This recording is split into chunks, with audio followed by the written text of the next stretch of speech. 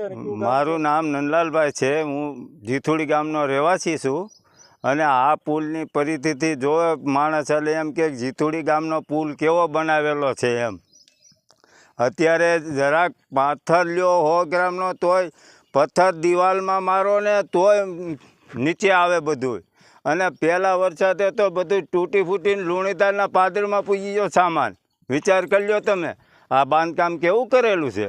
કોઈ કહેવાવાળું નથી, કોઈ જોવાવાળું નથી।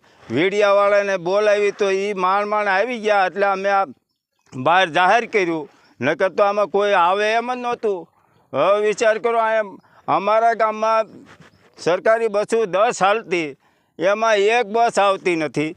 પ્રાઇવેટ 5 હાલતી, સુરતની 2 હાલતી, અમદાવાદની 3 હાલતી, તો બધી બસો બંધ। માણસને અહીંથી દવાખાને લઈ જવું હોય તો આ પુલમાં કેમ હાલે? આ બાજુ ગટર, આ બાજુ ગટર। વિચાર કરો, માણસ કઈ રીતે જાય દવાખાને? હવે લુણીદાર સિવિલમાં જવું તો વિચાર કરવો પડે। આવી તો પરિસ્થિતિ જીથુડી ગામની છે, બોલો। મારું નામ સોલંકી હરેશભાઈ પાલજીભાઈ છે। મારો કાયમનો રસ્તો છે, બરાબર। કાયમ હું અવર જવર કરું છું। અને બીજા નંબરમાં આ પુલનું કામ ચાલુ થયું આજ લગભગ 1.5 થી 2 મહિના થયા। હું કાયમ જોઉં છું, કાયમનું કામ નબળું જ છે અને કામમાં ઢીલાસ પણ બહુ છે। હજી નદી નથી આવી તો પુલ તૂટી ગયો છે અને આ કામમાં એટલી બેદરકારી થાય છે, કાયમ અમે જોઈએ છીએ। એક દિવસ કામ ચાલુ હોય, 3 દિવસ બંધ હોય। બીજા નંબરમાં કે આ કામમાં ગમે એને તમે જોઈ લો, હજી તો 5 થી 7 દિવસ થયા છે ભર્યું એને, તાપ પડી ગયું છે। અને અઠવાડિયામાં 2 દિવસ, 1 થી 2 દિવસ જ ચાલુ હોય કામ। એટલું ઢીલા અમે 2-3 વખત ટકોરે કરી હતી આપણે પૂર્વ આપણે સરપંચશ્રી, અને અમે 2 ટકોરે કરી હતી, નીકળ્યા હતા। રસ્તો હલાય એવો નથી, ગાડી ચાલો એવી નથી। તો સાઈડમાં મેં કીધું ભાઈ ડાયવર્ઝન બીજું કાઢો કે કીધું, તો કાંઈક માણસોને વાડીઓ આવવા જવા માટે તકલીફ થાય છે, તો રસ્તો બીજો સાઈડમાં કરી દો। તો એ લોકોએ જરા કર્યું પણ કાંઈ એમાંય કાંઈ સક્સેસ નથી ગયા। હવે રસ્તા બધાય બંધ થઈ ગયા।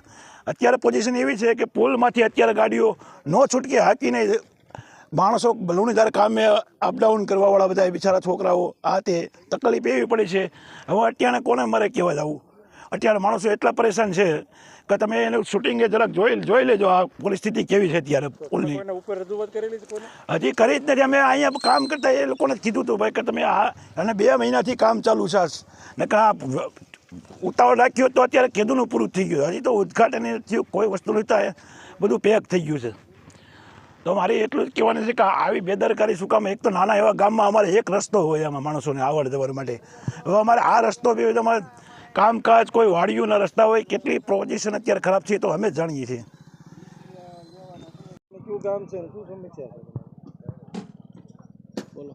હાલો, ભૂપતભાઈ દેસાઈ હું બોલું છું, ગામ જીથુડી વતની। અમારો વાડીનો માર્ગ કાયમનો છે, આમાં હલાય એવું એક વાર છે નહીં। થોડાક વરસાદમાં તો દિવાલો પડી ગયું તો કામ કેવું ગણાય એમ, બરાબર છે? તો આ કાયમિક ટકશે કે નહીં? અમારા ખેતરું ધોવાઈ જાય એ રીતનું તો પુલ કર્યા છે અહીંયા કણે। અત્યારે આ ખેતરોમાં જ પાણી પડે એમ છે, તો આ લોકોને સમજીને આ ગરનાળાવાળા પુલ કરવા જોઈએ, આવા પુલ ન કરવા જોઈએ। કેટલો સમય થયો પુલને લોકાર્પણ બાકી છે? કામ ચાલુ કામ છે તો એ છતાં દિવાલ ધરાશય થઈ ગઈ છે અત્યારે। એનું કંઈક ધ્યાન દોરે। 2 મહિના ઉપર થયું કામ ચાલુ છે, હજી કામ પૂરું નથી થયું। સોમામાં અમારે વાડીએ જવું કેમ જવું? અત્યારે જો આ સનેડામાં ખાતર ભરીને અમે આવીએ છીએ અને હલાય એમ ક્યાંય છે નહીં। ડાયવિઝન એવો નથી, 2માંથી એક વાર। હા, સનેડો ભાઈ ધીરો આગજે।